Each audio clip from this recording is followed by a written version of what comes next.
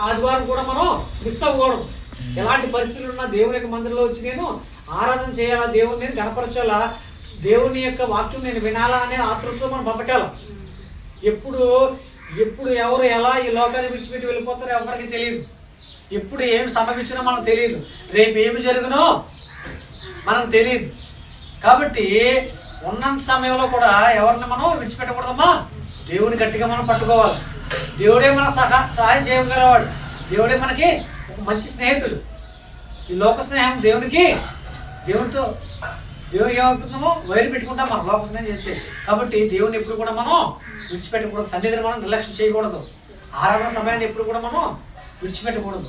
కాబట్టి అన్నిట్లో కంటే గొప్పది ఏంటంటే దేవుణ్ణి ఆరాధించుట గొప్పమైన విషయం అండి. కాబట్టి మనం ఎప్పుడు కూడా మందిరాన్ని రావడానికి ఎప్పుడు కూడా నిర్లక్ష్యం చేయండి. ఎన్ని పనులు ఉన్నా కూడా మనం దేవుని మందిరాన్ని విడిచిపెట్టకుండా వచ్చి దేవుని ఆరాధించిన తర్వాతే మిగతా పనులు చేసుకోవాలి.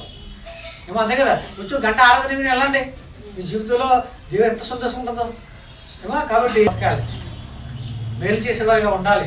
దేవుని వెతికి బిడ్డలుగా మనం ఉండాలి.